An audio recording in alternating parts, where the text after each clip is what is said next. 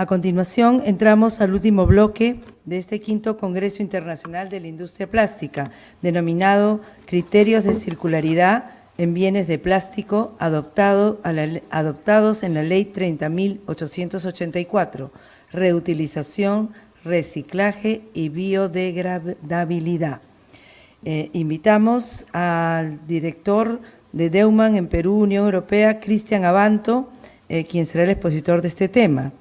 Cristian Abanto es ingeniero ambiental de la Universidad Nacional Agraria La Molina, con especialidad en gestión ambiental estratégica, y viene trabajando 4 años con Deuman, empresa consultora de cambio climático y sostenibilidad en Latinoamérica, con sede en Perú, desde donde se desarrolla negocios para Latinoamérica y es director de la oficina en Lima. Cuenta con experiencia en el desarrollo de instrumentos de planificación, políticas de desarrollo, regulación e instrumentos de mercado en proyectos de descarbonización y sostenibilidad en el sector público y privado. Adelante.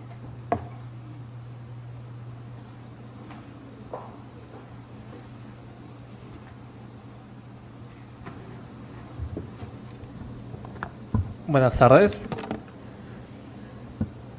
Buenas tardes con todos y todas. Un gusto de verdad poder compartir el escenario con exposiciones que creo que entre muchas líneas han ido convergiendo en una misma idea. Como representante de la firma Deuman, y al igual que mi colega predecesor Iván, y como una empresa regional de cambio climático, me uno a ese mensaje a través de un esfuerzo conjunto con un equipo variado de profesionales que apoyaron en el desarrollo de este proyecto y el cual hoy yo voy a comunicar y voy a presentar un poco sobre el trabajo que hicimos para el país. Quiero empezar analizando esta imagen y tengo la difícil misión de mantener su atención y mantener también su compromiso. Esta imagen viene del último resumen que se publicó en marzo, el 15 de marzo del 2023, del reporte IPCC emitido en el 2021 sobre las conclusiones finales que este reporte o panel intergubernamental de cambio climático comenta sobre la trayectoria mundial y los esfuerzos y compromisos mundiales. Véase cómo las políticas nacionales a nivel mundial, llamadas contribuciones nacionales determinadas, nos ponen aún en una trayectoria de sobrecalentamiento. Y es esta trayectoria la que en los próximos años, como mi predecesor de ANIPAC en México, como Pia Berger también mencionaba sobre los límites naturales y la sobrecapacidad que tiene el planeta, lo que va a pasar y lo que va a suceder en los próximos años es que la presión por hacer cosas va a aumentar. Entonces, la urgencia va a aparecer, querramos o no. Esta urgencia va a hacer que como seres humanos, como pensamos, como estamos diseñados, nos movemos por incentivos o por castigos. Y los mercados se mueven por oferta y demanda. Entonces, esto es bastante importante porque nos va a permitir ya no solamente tener iniciativas, sino movernos como empresas, movernos como organizaciones hacia un objetivo común de múltiple propósito. Bien, entonces, en este desafío de construir política pública, de construir instrumentos de mercado, de construir instrumentos regulatorios, es que en el marco de un proyecto de cooperación que tiene Unión Europea con el país en el apoyo a la implementación de la hoja de ruta hacia la economía circular en el sector industria, es que se desarrolló un estudio que complementaba este proceso de apoyo. ¿Qué es lo que se hizo en este proceso de apoyo? Se trabajaron básicamente 2 frentes muy interesantes, 2 frentes que en el marco de este proceso de cooperación abrieron muchas posibilidades y abrieron muchos canales de poder seguir evaluando y poder seguir conversando y profundizando en el tema. Un proceso que tardó lo necesario, pero que aportó ciertas conclusiones bastante interesantes. El primer frente el frente de sinergias industriales, tenía por objetivo general o fin último poder entender cómo los residuos de un sector económico, de una industria, podían aprovecharse, podían utilizarse en otro sector.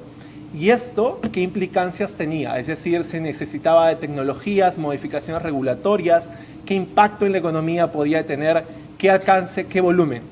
Y el segundo objetivo, el de poder estructurar o proponer reglamentos técnicos que vamos a ir viendo más adelante y que seguramente han visto a lo largo del día que se vienen trabajando esto o se continúan trabajando estos reglamentos técnicos. Bien, entonces para el primer frente, donde no me voy a concentrar tanto, pero sí lo voy a explicar en grandes líneas, lo que se hizo fue identificar cuáles eran estas potenciales sinergias en el país, cómo las industrias podían colaborar, qué implicaban estas colaboraciones, es decir, en términos cualitativos, cuantitativos, cómo las industrias o cómo los sectores podían compartir o utilizar recursos como materia prima y a partir de eso priorizar estas sinergias, ¿no? Después vino todo un proceso más específico a esa priorización. Sin embargo, lo que se obtuvo en líneas generales, además de la caracterización y esta priorización, fue entender cómo esto, ya a una bajada más empresarial, a una bajada más de organizaciones, podía funcionar. Entonces, uno de los sectores, uno de los grupos que se priorizó fue básicamente la fabricación de productos de caucho y plástico, donde también a la industria del plástico se le mapeó o se le caracterizó cómo esta industria podía interactuar con otras, ¿no? Y bien en la mañana hacían el ejemplo de cómo, por ejemplo, algunos subproductos de la industria con agricultura o, por ejemplo, podrían ser derivados o utilizados en el sector textil o para fabricar esta madera plástica.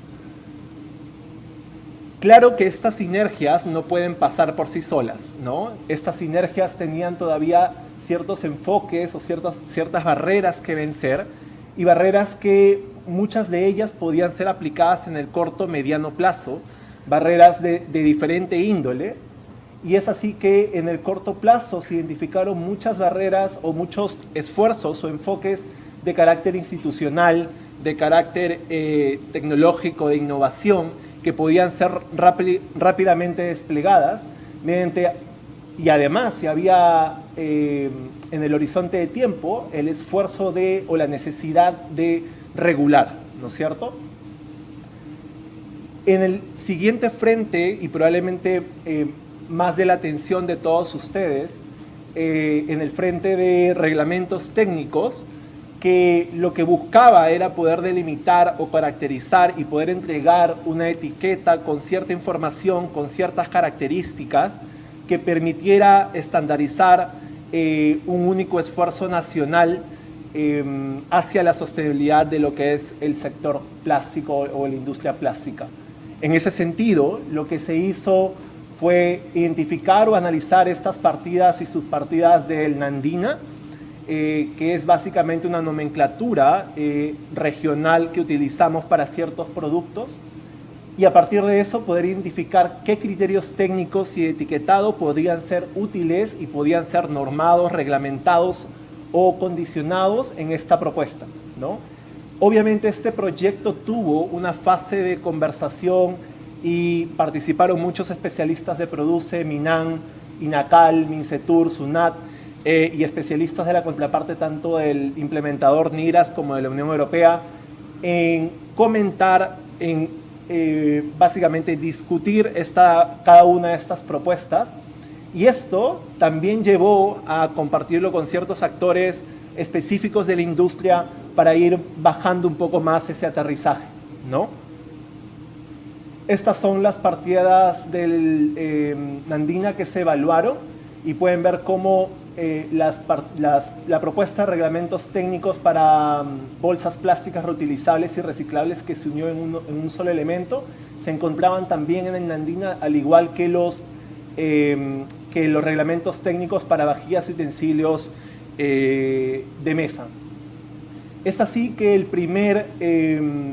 la primera propuesta de reglamento técnico, porque cabe mencionar que esto todavía no está en proceso de construcción y hay un esfuerzo en marcha por continuar la discusión y análisis de estos componentes, pero en grandes líneas lo que se propuso fueron ciertas características o criterios tanto cuantitativos y cualitativos respecto a consideraciones generales de lo que tenía que tener esa etiqueta o de lo que debía tener ese grupo o ese abstract de información. Es así que información como el material, la resistencia, las características, el porcentaje o el contenido de material reciclado, así como las condiciones en las que el material podía ser reciclable, tenían que estar incorporadas o tenían que estar basadas en ciertos criterios generales. Y claro, cuando se hablaba de las bolsas, y uno de mis predecesores también comentaba esto, no es lo mismo hablar y reglamentar en un espacio con un sistema con las características para que el material pueda ser recuperado. Y bueno, este es el ejemplo del sistema de reutilización que, por ejemplo, un restaurante o un lugar de comida cerrado podría utilizar para justamente recuperar ese material, a diferencia de, por ejemplo, un patio de comida, donde la recuperación podría ser más costosa, más compleja en términos de gestión, ¿no? Entonces, estos fueron elementos que también se incorporaron a esta evaluación respecto al sistema donde se desarrollaban estos reglamentos técnicos. Y es entonces que se postuló o se trató de diagramar estas características de los criterios previamente evaluados en una especie de etiqueta, en una especie de imagen que pueda mostrar estas características, porque ciertamente la información que se necesita para tomar decisiones tanto en la industria como los usuarios finales, necesitamos elementos de información, datos que nos puedan ayudar a tomar cierta información de mercado. Es entonces que se postularon ciertas indicaciones que pueden ver ustedes señalando una por una al cuadro de la izquierda, que en general muestran ciertas características como, por ejemplo, el contenido mínimo, el material, el título grande de la aplicabilidad, entre otras características como, por ejemplo, en qué condiciones podían recuperarse, reciclarse o biodegradarse, como vamos a ver en los siguientes reglamentos técnicos. Bien, después estaban los elementos o los utensilios de mesa, vajilla y utensilios de mesa, dos reglamentos técnicos. Vamos a ver primero el reutilizable. Este elemento, al igual que el anterior, tiene también características técnicas en términos de caracterización, resistencia, evaluación de esa reciclabilidad, la declaración del porcentaje de material reciclado que tenía o el cual poseía el elemento.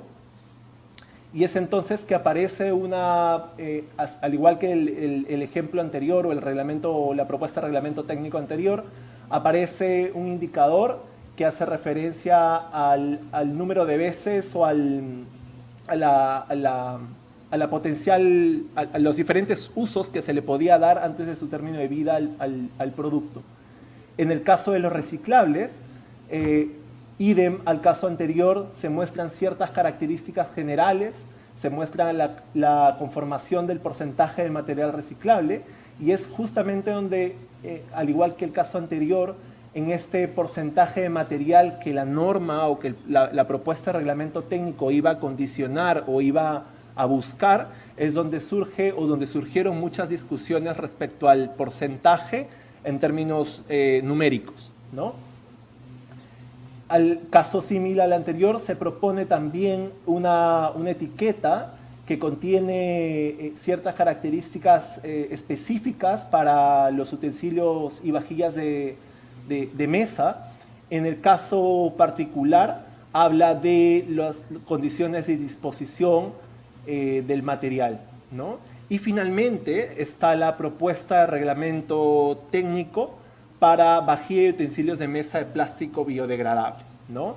La particularidad diferencia respecto a los reglamentos técnicos anteriores es que en esta propuesta se muestre un poco las condiciones en que esa biodegradabilidad se tiene que realizar, ¿no? Conforme muchos expositores hoy mencionaron, las condiciones de biodegradabilidad pueden ser diversas, pueden ser condicionadas a clima, temperatura, etc., etc., etc. Entonces, era importante también poder caracterizar esas condiciones de biodegradabilidad del producto o de la etiqueta en el producto que se iba a mostrar o que se iba a reflejar. No quiero extenderme más, mi misión era mostrarles un poco estas 4 propuestas de reglamento técnico y estoy seguro que la discusión que sigue en el panel siguiente abordarán esto de una forma mucho más interesante. Muchas gracias.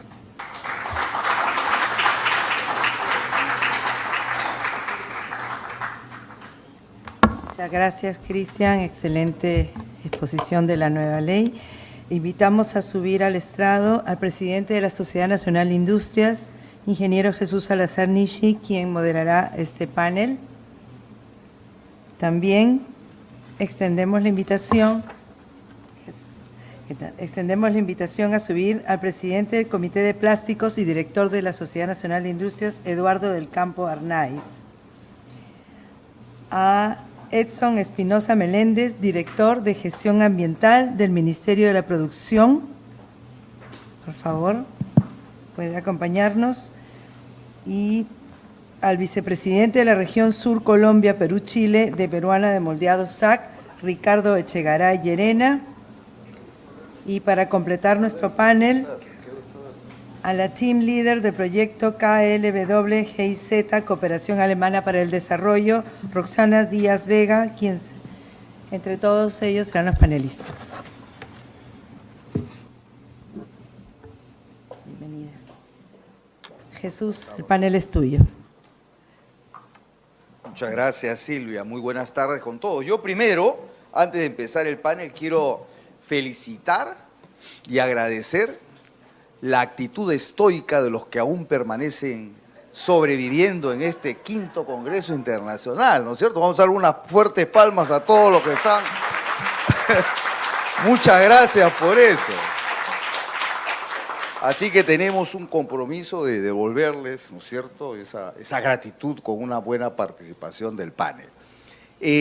Vamos a conversar un poco con este panel que la verdad a mí me da mucho gusto tener la calidad de panelistas que integran el día de hoy esta conversación y hablar específicamente sobre la ley 30884, que es llamada la ley que regula el plástico de un solo uso y los recipientes o envases descartables. Esta ley data ya desde el año 18. El tema es que entre la dación de la ley y después de esto, 2 años después, salió la hoja de ruta para la industria manufacturera. Vino la pandemia, vino el COVID, y como que muchos aspectos de la ley quedaron en stand-by, la hoja de ruta también, porque en febrero lanzamos la hoja de ruta y fue acá, en la Sociedad Nacional de Industria, cuando en ese momento era ministra del Ambiente Fabiola, ¿cierto? Fabiola Muñoz, y ahí nomás se publicó la hoja de ruta y nos vino la pandemia. Y esto, de alguna manera, hizo retroceder algunos objetivos y alcances de la propia ley y de la misma hoja de ruta. ¿Quién puede negar que el plástico llamado de un solo uso ayudó en la época de la pandemia, ¿no es cierto?, a que los contagios no siguieran con la velocidad en la que estaban, y fue a la final es un material que colaboró con la detención de esta pandemia. Consideraciones que además me gustaría que lo tengamos en cuenta en el momento de conversar con el panel, porque esta ley, que tiene 12 artículos, 9 disposiciones transitorias y hasta un glosario de términos, que yo no sé qué tan útil fue el glosario de términos, me gustaría escucharlos, porque creo que hubieron alguna discrepancia también sobre el tema del glosario. Pero en fin, vamos a empezar a conversar. Me gustaría iniciar con Roxana y lanzar una primera pregunta al panel. Van a tener 3 minutos para esta primera pregunta y me gustaría que respondieran lo siguiente. según la perspectiva, ya sea de su empresa o de su institución, la ley 30884 contribuyó a la construcción de un sistema de producción y consumo circular. O sea, ¿qué tanto esta ley ayudó a generar ese sistema, no solo de producción, sino también de consumo circular? Y si así fuera, ¿cuáles serían las evidencias que demuestren este aporte? ¿No? Roxana, por favor, 3 minutos. Gracias, Jesús. Buenas noches a todas y a todos por acompañarnos el día de hoy. Es grato sentarme el día de hoy a conversar este tema. De hecho, para los que no saben, aunque Jesús ya lo ha mencionado en diferentes espacios, nos hemos encontrado en el Congreso cuando se gestaba esta norma. Del mismo lado. Claro. No, mentira, estábamos... Lo importante es que ahora trabajamos en conjunto por una transición circular de la industria plástica. Respecto a la pregunta, ¿no?, de si la norma contribuyó a un cambio de sistema o de patrones de producción y consumo, sí ha contribuido. Desde mi punto de vista, sí ha contribuido. Y muestra de ello es que hoy estamos en el 5º Congreso Internacional de la Industria Plástica, donde el tema que se está tocando es la sostenibilidad y la economía circular en el plástico.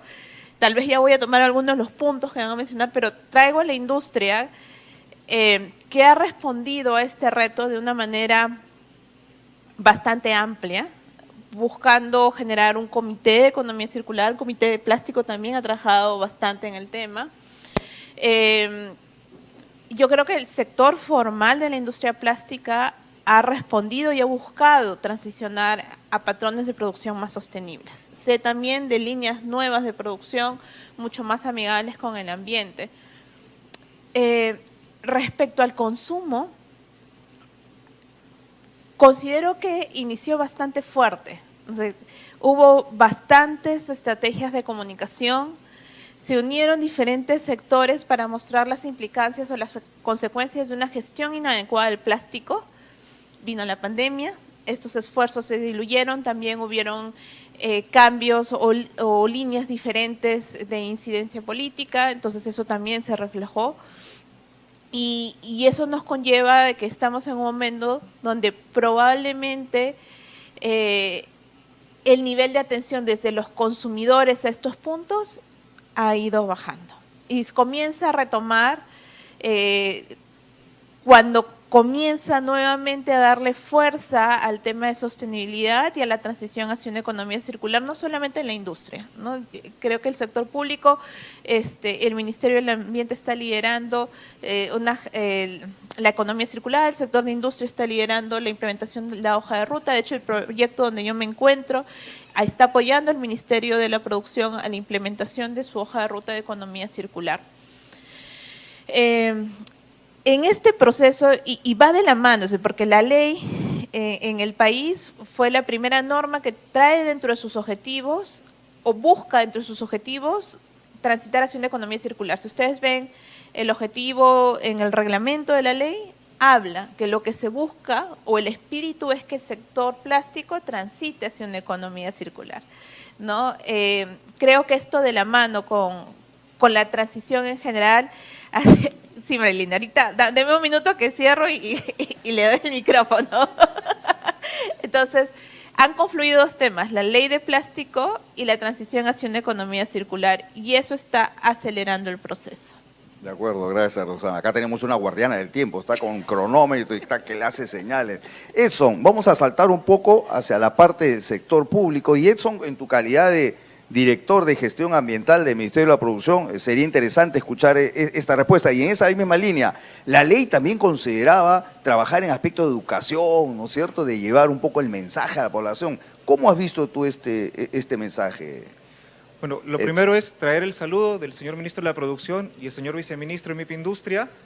Efectivamente, es muy grato compartir esos espacios, no han sido los únicos, ya tenemos larga data de participación con la SNI, es un aliado estratégico. Somos aliados estratégicos mutuamente en esta gesta. Y precisamente con relación a la pregunta, particularmente podemos decir que sí. ¿Por qué? Desde la perspectiva del sector producción. Y lo voy a graficar en dos bloques muy concretos, porque ya Marilyn me queda mirando porque sabe cómo me suele extender. Lo primero es el tema de la regulación normativa. Cuando sale la ley 2018 y su reglamento 2019, prácticamente en forma paralela comenzamos a trabajar política y plan de competir productividad. Los dos terminan siendo, en esa aspiración pre-pandemia, antes de que consideráramos lo que iba a ocurrir en el mundo, una aspiración para promover desde una norma muy específica el tema de la circularidad en un sector fundamental, como era el tema de los residuos, el plástico, y del otro lado una mirada más amplia y holística, porque hablamos de industria, del agro y de la acuicultura como puntos específicos para la circularidad. Y viene todo un desarrollo regulatorio vinculado a esto. No solamente la hoja de ruta que contempla acciones vinculadas específicamente a los objetivos de la ley de plásticos.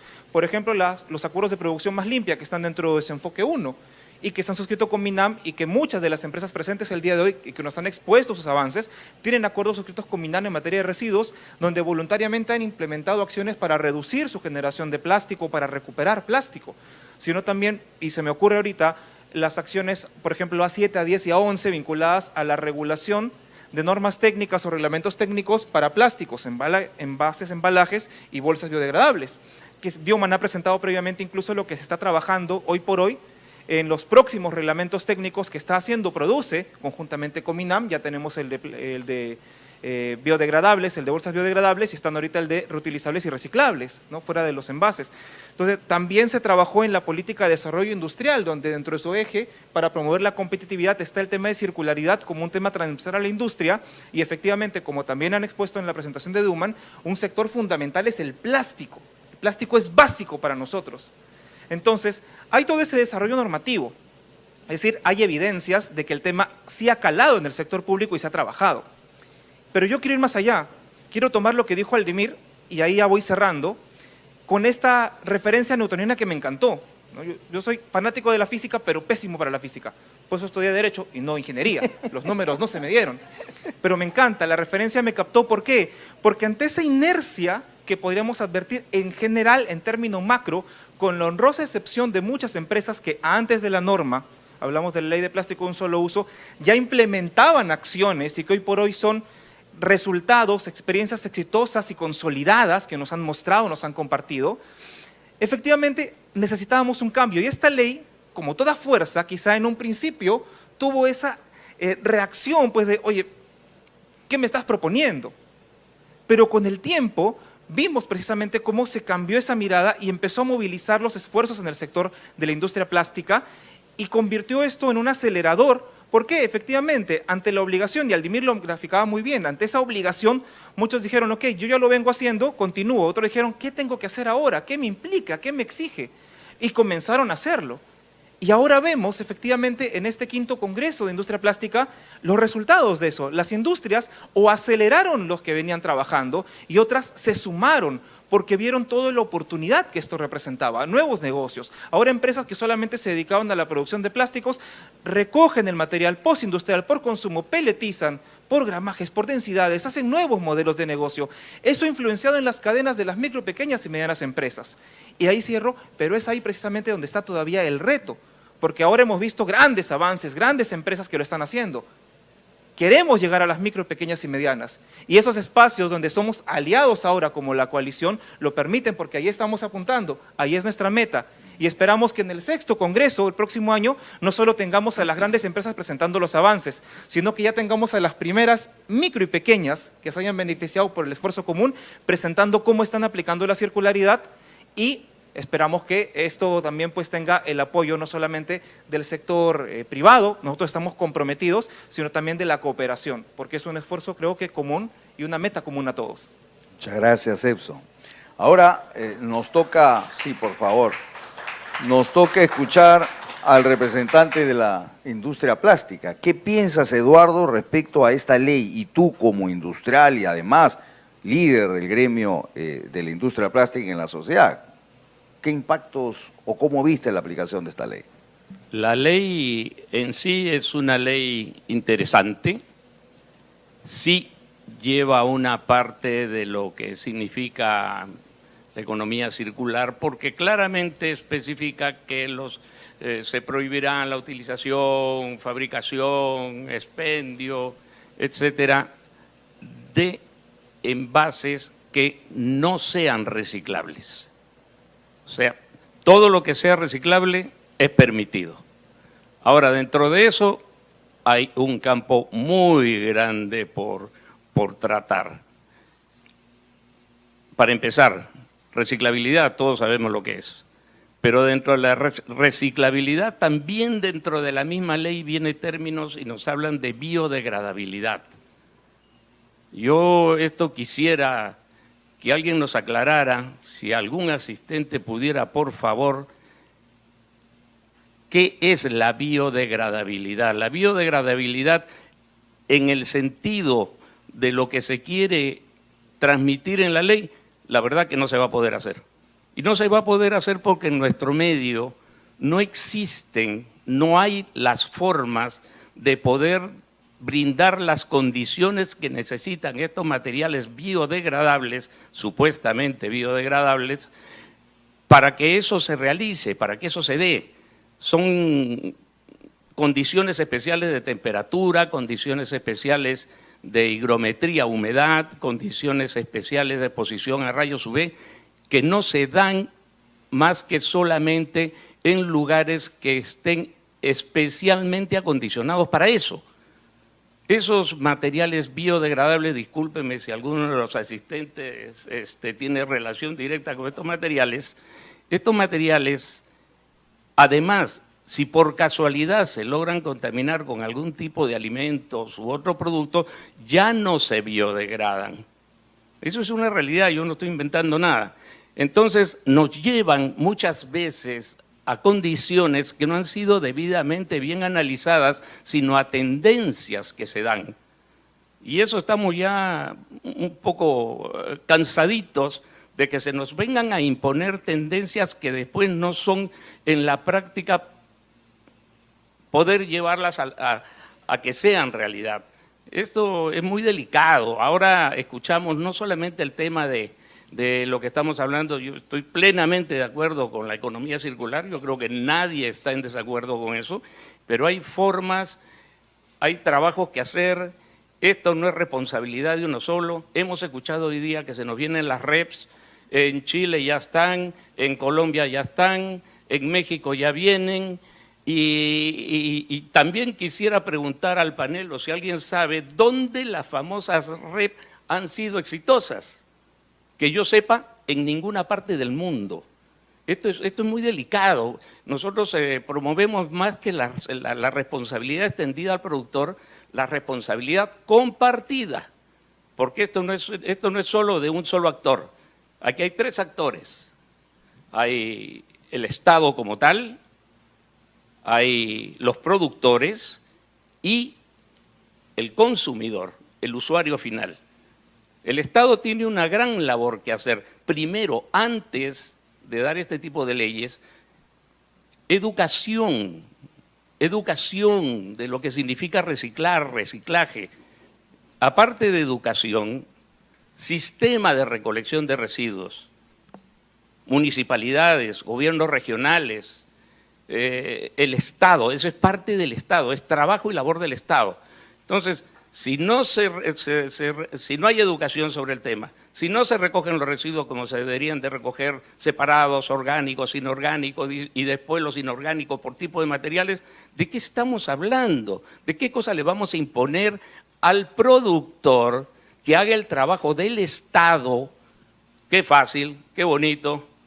Así pues, cualquiera de leyes, pues lo siento, discúlpenme si me expreso de esa manera. Viene todo un trabajo que hay que hacer previo antes de. No nos vengan a imponer normas y leyes que ni en Alemania han funcionado, menos van a funcionar en el Perú. No han funcionado en sociedades muy desarrolladas. Nos falta mucho por llegar a eso y tenemos que irnos adecuando, no es de la noche a la mañana ni con tiempos perentorios. Discúlpeme, me excedí, perdón. Sí, ya nos damos cuenta que no le haces caso a Leni, ya nos quedó claro.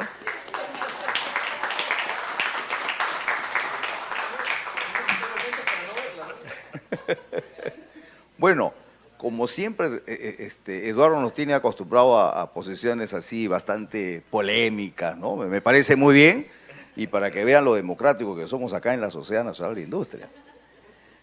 Ricardo, con tu experiencia en la industria y sobre todo en una industria con varias fábricas en muchos países de la región, ¿cómo hemos avanzado en esta ley de plástico de un solo uso? Buenas tardes para todos. Gracias, Jesús. Mira, a mí me gusta resaltar algo muy bueno de la ley, que fue el espíritu de colaboración que se dio entre el Poder Ejecutivo, no puedo decir el Estado, el Poder Ejecutivo y la industria, ya cuando estábamos a punto de que la ley se promulgue. Y digo el Ejecutivo porque desafortunadamente con el Congreso nos fue muy mal, ¿no? Entonces, pero con el Ejecutivo logramos hacer un trabajo coordinado y que gracias a Dios se ha inclusive potenciado, mejorado en los últimos tiempos. Entonces, eso es bueno del tema de la ley.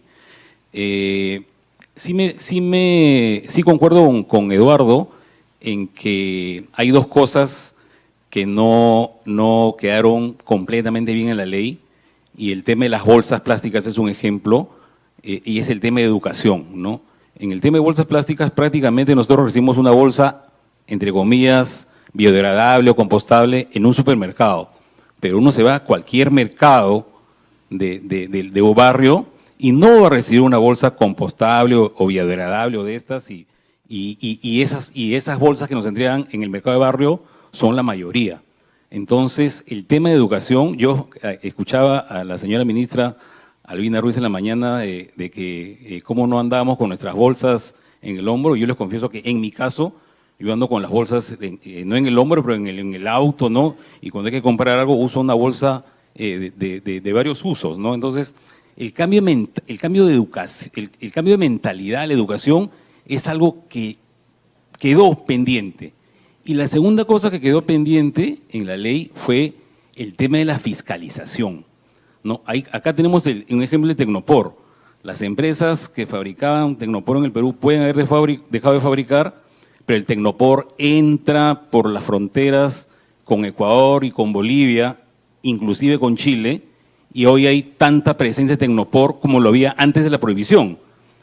¿Y qué pasó? La fiscalización se les encargó a los municipios, y los municipios, no quiero decir que no fiscalizan, pero el día que fiscalizan, pues, no es suficiente, ¿no? Entonces, creo que el tema de educación y el tema de fiscalización quedó un poquito pendiente en la ley, pero finalmente creo también que las leyes ya no deben darse solamente con el propósito de restringir o prohibir, sino con el propósito de fomentar, ¿no? Y el tema del fomento es algo que sí no está en ninguna parte de la ley, de qué hace el Estado para fomentar las empresas que entren a trabajar en economía circular, qué hace el Estado con las personas que trabajan en economía circular, qué hace el Estado con los ciudadanos que busquen tener economía circular.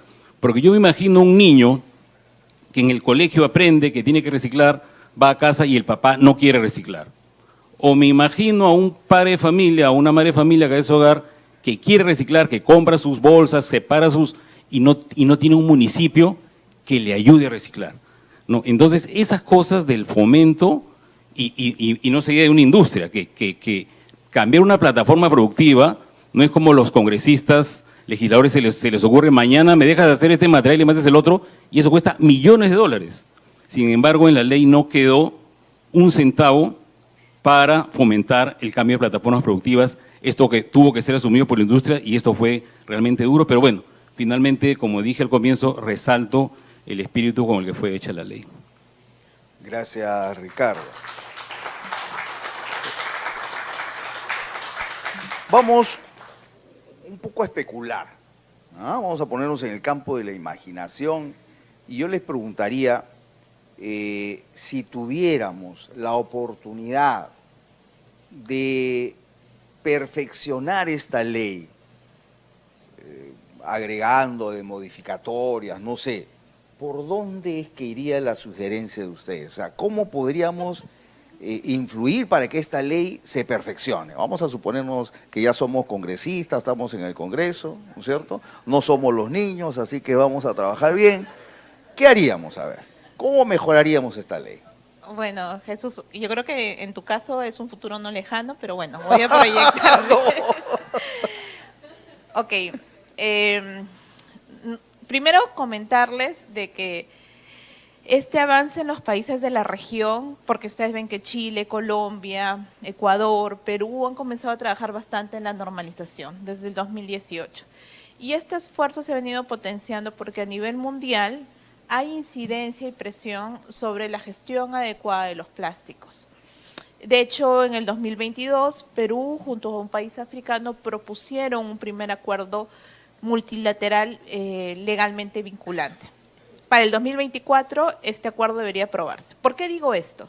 Porque ya hay mucha data a nivel internacional que comienza a analizar por qué se da la problemática y de hecho postula la economía circular y trabajar sobre la cadena de valor del plástico con un enfoque de ciclo de vida, es decir, incorporando la economía circular no solamente los plásticos en el mar, que es por donde empezó, sino desde tierra y comienza a analizar otras fuentes de plástico como, si quieren comenzar a verlo y tal vez no lo han visto, cuando las llantas de nuestros vehículos friccionan, también emiten microplásticos, cuando las pinturas se desgastan, también emiten microplásticos, no solamente son los plásticos de un solo uso. Hay una problemática real. ¿Y por qué les digo esto? Porque comienza a cuestionarse, por ejemplo, el plástico biodegradable, como lo acaba de mencionar el representante del Comité de Plásticos, el señor Eduardo. Y comienzan a haber cuestionamientos de qué es realmente lo que le genera mayor valor y beneficio a nuestra sociedad. Y esto es muy importante en el desarrollo del marco normativo, porque le da predictibilidad y asegura las inversiones de las industrias y de las personas. En ese sentido, considero sí que esta norma, ya han pasado 5 años, hay bastante avance en la temática, como les digo, al 2024 se espera aprobar este acuerdo multilateral legalmente vinculante, pues hay mucho por evaluar. De hecho, haciendo solamente un ejemplo con el caso de biodegradabilidad, se recomienda para situaciones muy puntuales, ¿no?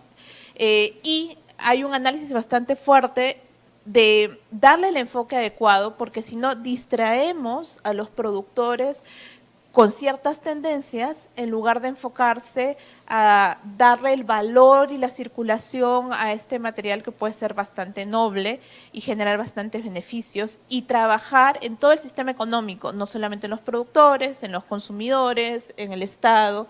Y aquí es donde, bueno, lo vamos a conversar en un momento, pero donde la cooperación internacional puede aportar mucho y de manera bastante significativa. Gracias, Roxana.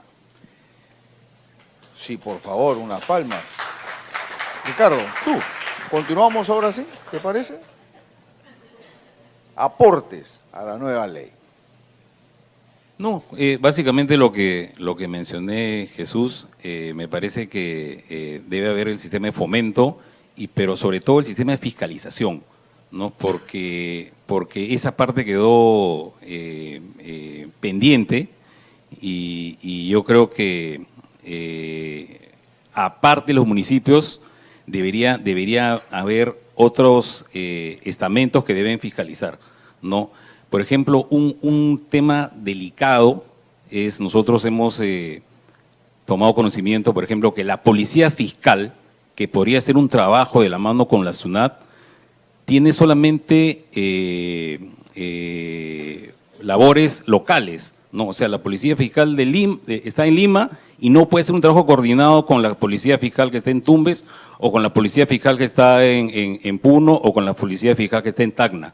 No, por ejemplo, ese tipo de cosas son complicadas. Entonces, y si uno se pone a investigar un poco más, pues, si hay una labor de fiscalización programada con un día de anticipación, los contrabandistas desaparecen inmediatamente, ¿no? Ese tipo de cosas. Entonces, me parece que a la ley se le debería agregar temas de fiscalización y además esos temas de fiscalización que sean en coordinación con un ente como la Policía Fiscal, pero con ámbito de país, no con ámbito local. Gracias, Ricardo. Unas palmas, por favor. Ricardo comentaba que hoy la cantidad de poliestireno expandido, llámese Cnopor, en el mercado es casi igual o igual que en el año prepandemia, en el 2019, ¿cierto? Entonces la pregunta es si ya hemos dejado de fabricar ¿no es cierto? Artículos de poliestireno expandido. ¿De dónde están saliendo estos productos? Obviamente está entrando mucho contrabando y es un tema en el que la fiscalización es necesaria. Eduardo, por favor. En cuanto a la ley como tal, ¿qué cambios le haría? Yo sugeriría una revisión de la ley. Quizás lo que se planificó, planteó, pensó hace 5 años atrás o más, porque esto se venía trabajando con un poco de antelación, estuvo para ese momento, quizás estuvo acorde a las circunstancias, pero en este momento han pasado 5 años, el mundo ha cambiado y yo solicitaría, sugeriría una revisión de esta ley.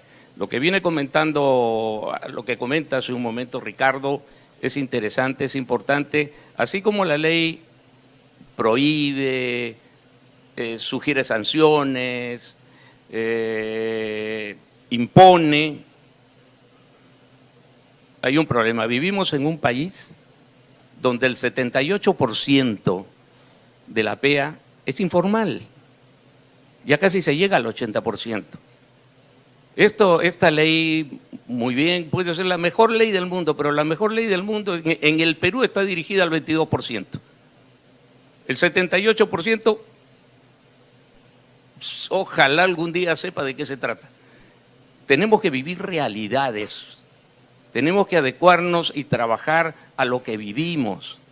Tenemos muchos pasos antes que dar, por eso yo pediría una revisión de esta ley, para que tenga mayor abarque, para que sea para todos, no para unos pocos, que son los que sufrimos las consecuencias de leyes que se generan, pero que no tienen mayor, no sé cómo decirlo. Mire, rápidamente, en mercado, hablaba Ricardo hace un momento de mercado. Los autoservicios, ¿a dónde fue la bolsa biodegradable y que costaba y ahora cuesta 20 centavos y antes no costaba nada y te daban 5 bolsas en vez de una? Muy bien. ¿Cuántos supermercados hay en el Perú? ¿Cuántos locales de supermercados hay en el Perú? Entre todas las marcas, sin dar nombres. ¿500? ¿Cuánto? 200. ¿Cuántos mercados, bodegas, ambulantes hay en el Perú? Entonces fue una ley que fue dirigida a 200, a 300, vamos a darle el doble, a 400. ¿Es eso verdaderamente algo razonable que puede tener vigencia, que se puede aplicar, sobre lo cual se tiene que trabajar? Primero arreglemos el país, arreglemos lo que somos o adecuemos las cosas a lo que somos y no, pues, insisto en lo que antes ya lo comenté, aplicar normas, leyes, reglamentos que no van a tener ningún efecto o muy poco efecto con las mejores intenciones que puedan tener los ministerios que nos acompañan. Mucho respeto por el PRODUCE, muchísimo respeto por el MINAM, pero ¿a dónde vamos? ¿Qué es lo que queremos lograr? ¿Y qué vamos a conseguir? Eso es lo que tenemos que pensar. Gracias. Gracias, Eduardo. Unas palmas para Eduardo. Y yo me pongo a pensar, y tienes mucha razón, ¿qué pasaría si en este momento empezamos a discutir la ley de plásticos un solo uso? O sea, ponte que no existiera y hoy empezamos con lo que hemos avanzado ya y un poco en la concientización de avanzar hacia la sostenibilidad. Sería otro, ¿no? La ley sería, yo creo que fluiría mucho más. La actitud del industrial frente a la ley que tuvimos en ese 2018 a hoy, totalmente distinta. Y creo que saldría una ley mucho mejor. Interesante tu planteamiento. Por favor. Gracias. Quiero tomar como base precisamente la ventaja de ser el último y la desventaja es que mucho de lo dicho ya está, ¿no? Pero voy a tomar como base algunas ideas tanto de Roxana como de Ricardo y de Eduardo. Efectivamente, las leyes hay que entenderlas en los contextos y por eso es que la ley se modifica, se actualiza, ¿no? Los contextos y coyunturas marcan la pauta de las necesidades y los problemas públicos que motivan la formulación de las normas.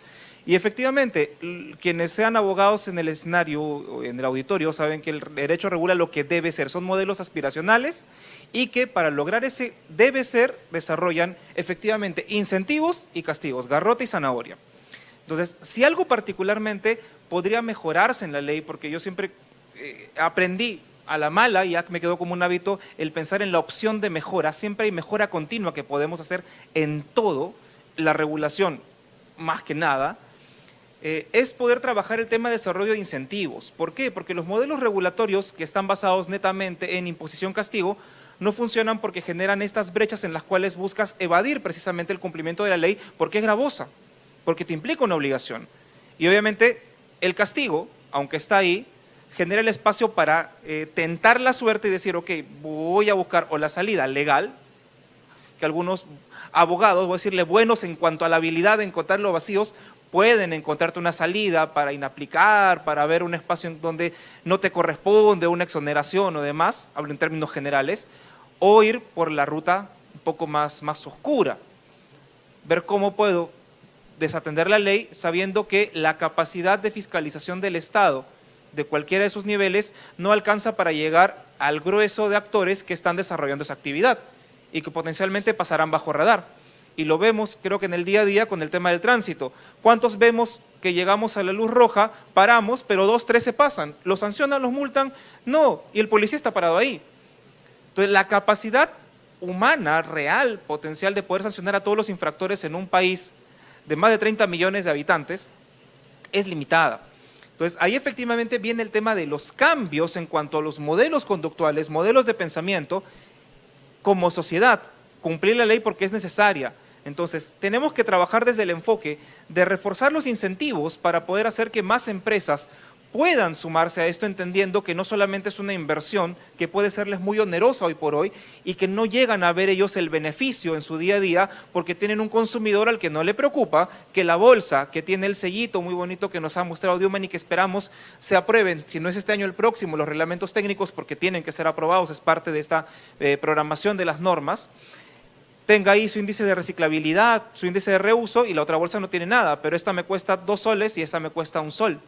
Entonces el consumidor dice voy por lo más barato. Entonces hay que trabajar en los esquemas en donde la empresa se pueda preocupar por darle ese valor porque implica invertir en maquinarias. Aje nos decía, traen tecnología europea de punta, pero eso no es gratuito, eso cuesta. Pero ellos tienen internalizado, ¿no?, como corporación, como empresa grande, el retorno que pueda haber, incluso sean hasta les cuesta más caro el plástico recuperado en zona Aguascalientes, pero se compensa con otras intervenciones y una apreciación de la imagen como empresa. Ahora tenemos que llevar a la micro y pequeña, insisto, ese es nuestro foco de mayor preocupación como produce. ¿Cómo podemos dar facilidades, acceso a créditos, de financiamiento verde del sector privado, a fondos del sector público, para que puedan pasar a este modelo verde y también trabajar en la educación del consumidor, que el consumidor sea un factor de cambio, que desde un enfoque de demanda exija productos que tengan estas condiciones. Y obviamente con el devenir del tiempo, porque todo cambio, nuevamente, modelos newtonianos inerciales, todo cambio al principio es duro. Entonces el consumidor que te digan tu bolsa, como pasó en el supermercado, ahora gratis eran 5 bolsas, ahora págame 20 céntimos, 40 céntimos, 50 céntimos por bolsa. Ya poco a poco hemos empezado a llevarla, pero yo me sumo a eso que nos ha pasado a todos. Al principio era como que ya, bueno, ya dame 2. Entonces, ¿dónde estaba el efecto? Pero poco a poco era, ¿y por qué estoy pagando? Si puedo llevar mi bolsa. Y hemos comenzado a llevar la bolsa. Es un proceso. Entonces, hay que trabajar en ese enfoque también. Dar incentivo a las empresas y educar al consumidor para que sea el que demande. Porque coincidimos mucho con eso. El enfoque, y Aldemir me gustó cómo lo enfocó en la visión esférica, tridimensional. Ahí hay que trabajar en un contexto donde hay responsabilidades comunes pero diferenciadas, pero responsabilidades comunes al fin y al cabo. El Estado regulador, la empresa promotora de una industria sostenible y el consumidor, un consumidor que es el fiscalizador del mercado que exige y dice, me vas a vender bolsas por favor de basura. Tome señor, estas no se reciclan, yo no quiero esta. ¿Ustedes creen que el vendedor va a vender un producto que no sale? No, el vendedor va a vender lo que el consumidor exija. Entonces ahí hay que trabajar con ese enfoque y eso podríamos empezar a hacerlo desde ya efectivamente. Gracias, Edson. Palmas, por favor. Y en efecto, el comerciante no va a vender cosas que el consumidor no demande y el fabricante no va a fabricar cosas que el comerciante no le compre. O sea, es un círculo virtuoso, en efecto, y ahí es donde debemos ponernos de acuerdo. Edson es un claro ejemplo de lo que el Estado, a través de sus funcionarios, cómo puede influir en estos temas que nosotros llamamos circulares para la industria. Vamos a hacer una última rueda y vamos a tener solo un minuto, y ayúdame, Lenia, que así sea, un minuto nada más, para una reflexión final, una recomendación final, ya mucho, ¿no? No, un minuto nada más. Roxanita, por favor. Gracias, Jesús. Todas las necesidades que han manifestado reflejan la realidad y son totalmente válidas, pero también hago nuevamente una invitación a ver las tendencias internacionales, porque es ahí donde ustedes pueden, si es que hay todo un movimiento que está buscando tener un acuerdo legalmente vinculante el 2024, es porque hay alertas que deben ser analizadas del sector empresarial y ver adaptarse, buscar adaptarse, ver esto como una oportunidad, gestionar estos riesgos de manera oportuna antes de que se convierta en una desventaja o un problema que ya no pueden afrontar, es que la ola les venga encima. Entonces, es cierto, el sector privado tiene que ser escuchado, también hay que escuchar al sector técnico, hay muchos términos estandarizados a nivel internacional, totalmente cierta, la industria plástica tiene terminología bastante compleja, es bastante avanzada, hay necesidades de incrementar la trazabilidad, hay una necesidad de escucharse. Pero si hay algo que yo he aprendido de todo este proceso de la ley y de la reglamentación, es que cuando trabajamos en conjunto personas que tenemos como la finalidad mejorar nuestro país, a partir de esa finalidad podemos encontrar puntos de consenso, ¿no? Entonces, es necesario hablar, generar espacios donde podamos colaborar y cooperar para mejorar las estrategias que trabajemos. La Coalición por una Economía Circular de la Industria Manufacturera es un espacio muy interesante donde podemos trabajar estos temas. Espero también que la Comisión de Plástico, que se aprobó con la ley y con su reglamento, tuvo ese espacio y se pueda reaperturar. Y cierro diciendo de que el sector plástico así ha levantado mucho interés en el nivel internacional y esto va de la mano con muchas oportunidades de cooperación. Es decir, la canalización de fondos internacionales de asistencia técnica, de formación de capacidades y un ejemplo fue la consultoría que Newman desarrolló para la Unión Europea. Estamos trabajando también desde la cooperación alemana para el desarrollo apoyando la hoja de ruta, a la implementación de la hoja de ruta para una economía circular en la industria manufacturera, que venimos trabajando con Exxon, y hay muchos otros proyectos en el país que tienen al plástico como foco. Entonces, sí es un reto, pero también es una oportunidad. Gracias, Rosadita. Ricardo, tu reflexión final. Bueno, yo creo que economía circular es una mesa de 4 patas, ¿no? Tiene que estar de todas maneras el Estado, tiene que estar de todas maneras la industria, tiene que estar de todas maneras la academia y tiene que estar de todas maneras el consumidor. Y si falta uno de los 3, esta mesa va a quedar desestabilizada. Así que muchos de nosotros tenemos labor en más de una de las patas, porque algunos estamos en industria, estamos en la academia, todos somos consumidores. Entonces yo creo que esa reflexión es la que yo dejo, que todos tenemos un rol que hacer en economía circular y esa mesa de 4 patas tiene que ser estable para que el Perú siga siendo un estado promotor de la economía circular. Muchas gracias, Ricardo. Eduardo. Bueno, plenamente de acuerdo con el tema de la economía circular, por supuesto, lo reitero, nada en contra de eso, pero sí seguiría solicitando a las entidades, a nuestros ministerios, a los representantes de entidades internacionales, asesores, que piensen que somos un país distinto. No todas las normas y los reglamentos son aplicables a todos por igual. Perú es un país distinto. Dentro de Latinoamérica mismo somos un país distinto. Cada país es distinto al otro. No hay 2 países iguales. Entonces, en razón a eso, ver de adecuar las normas, reglamentos que se quieran aplicar a la realidad que se vive, no a lo que otras sociedades nos pueden dictar con su mejor intención, con su mejor recomendación, pero que después no van a poder ser aplicables, como muchos casos han sucedido. No estoy hablando nada nuevo. Entonces, eso es lo que yo solicitaría y nuevamente plenamente de acuerdo con la economía circular. No hay vuelta que darle. Gracias. Gracias, Eduardo. Gracias por ese compromiso. Edson. En un minuto. Me quedo con una idea, no solo de este espacio, sino otros que hemos compartido. A ver, el consumo es una necesidad impostergable, no podemos dejar de consumir. Somos seres que necesitamos consumir, ¿no? Materia que se transforma, energía que requerimos. Y la industria está para ofrecer los bienes y servicios que requieren mantener ese consumo que nos permite seguir vivos y funcionando como sociedad. Eso nadie lo va a discutir. Y la industria plástica ha dado forma a la industria del siglo XX-XXI. Entonces, es fundamental, básica, donde la querramos ver. Entonces, la importancia es que efectivamente veamos estos esfuerzos, tanto del sector privado como del sector público, de la academia que contribuye y de la cooperación y también involucrando al consumidor, para que esa industria efectivamente, y no tanto hablando de tendencias, porque hablar de una tendencia me suena a algo que hoy día se hace y puede cambiar mañana, particularmente leer esas tendencias como cambios necesarios en los modelos, consumo y producción.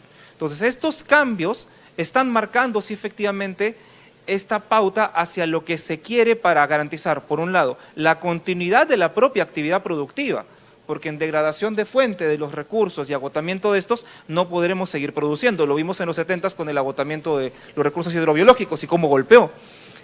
Entonces, garantizar que la industria siga existiendo requiere cuidar sus fuentes, sus recursos. Entonces, es simplemente migrar a este modelo, y es importante que tengamos esta respuesta del sector privado. Está el compromiso del sector público. El sector público se está apoyando en los expertos técnicos que nos están dando las herramientas y las pautas para no tomar decisiones como se pudo haber pensado en algún momento y quizá se pudo haber dado en el extremo más amplio a nivel mundial, incluso decisiones políticas con buena intención, pero con poco asidero técnico. Eso está demostrado que no lo estamos haciendo. Estamos apoyándonos en los técnicos, estamos buscando la mejor asesoría técnica, escuchando al sector privado, encontrando espacios donde los involucramos con modelos participativos para poder recoger sus apreciaciones a las regulaciones que proponemos. Y así podemos construir normas aplicables a la realidad peruana que tengan eco realmente en el destinatario y que nos permitan lograr resultados que muestren objetivamente que se están consiguiendo cambios. Sé que no lo dije en un minuto, pero quiero quedarme con esa idea y agradecer este espacio y que cuenten con el Ministerio de la Producción como un aliado para el sector privado, por favor. Muchas gracias, Edson, muy agradecido. Este panel es un claro ejemplo de cómo el sector público, el sector privado y la alianza internacional, la ayuda, el apoyo internacional es fundamental y necesario para lo que se tiene que hacer en un país cuando se piensa en circularidad.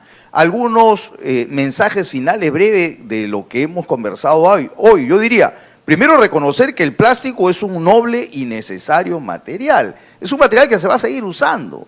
Por más que haya sido en algún momento satanizado y que iba contra el medio ambiente, el plástico no va a dejar de usarse. Entonces tenemos que ponernos de acuerdo en cómo fabricar, cómo consumirlo y cómo darle sostenibilidad a este consumo. Yo creo que eso es una tarea que nos los llevamos para seguir pensando en eso. Después que la ley ayudó en el cambio de mentalidad, de actitud, eso es cierto, si no nos estuviéramos sentados hoy conversando. Así que sí, si alguno de los aportes mayores tuvo esta ley, es que nos ha obligado a conversar entre fabricantes, consumidores, Estado, ¿no es cierto?, en qué hacer para hacer producciones sostenibles. El acuerdo de producción limpia salió como consecuencia de esto, de la hoja de ruta, y es una demostración que hay cosas que estamos haciendo, yo diría, porque nos estamos convenciendo que necesitamos cambiar el tema del consumo y la producción. El tema del REP es una tarea pendiente. Yo sí creo, igual que Eduardo, que para la implementación del REP tenemos que trabajar mucho más el campo de la educación. Y sobre todo cuando hablamos de una de las consecuencias de la ley del plástico de un solo uso, es que la parte de educación, como decía Ricardo, está un poquito floja todavía. Así que necesitamos trabajar mucho más el tema de la educación, fomentar el tema de la circularidad en el plástico, fomentar el consumo responsable, porque nuevamente si el consumo no acompaña a la producción va a cambiar, ¿eh? O sea, es así de simple. Sí es cierto que necesitamos fiscalizar más lo que la propia ley del plástico de un solo uso dice, y esa fiscalización tiene que ser realmente severa, y lo hemos hecho en la Sociedad de Industrias. Tú, Eduardo, él es uno de los impulsores. Eduardo está reunido con la Comisión de lucha contra el contrabando, lucha contra el comercio ilícito, detrás de estos malos comerciantes que están metiendo al país productos que nosotros ya no fabricamos haciéndole caso a la ley. Entonces, sí es cierto, necesitamos más acción de parte del Estado, también de la ciudadanía, por supuesto. Al final, creo que la moraleja sería, a pesar que esta ley se dio en el 2018 y han pasado muchos años al respecto, todavía queda muchísimo por hacer. Y necesitamos seguir conversando, Estado, sociedad civil, empresarios, la academia, sobre cómo hacer para darle sostenibilidad a nuestro mundo, porque lo decía Aldimir, nuestra responsabilidad es dejarle inventarios a nuestras futuras generaciones. No nos consumamos todos los materiales, porque los que vienen, ¿qué van a consumir? O sea, necesitamos ser responsables con eso. Y creo que lo que estamos haciendo a nivel de la industria plástica es un claro ejemplo de que ya hay una responsabilidad de los industriales y queremos realmente ese cambio. Bueno, hemos llegado al final de este bloque, y no solamente del bloque, sino también del Congreso, y me encarga la coordinadora cerrar y clausurar este 5º Congreso. Yo lo hago muy contento y animándolos a pensar ya en el 6º Congreso de la Industria Plástica. Los esperamos en mayo del próximo año aquí mismo para continuar con esto que tiene para rato, porque hay que seguir hablando de cómo mejorar nuestra industria plástica. Muchísimas gracias por su paciencia. Gracias.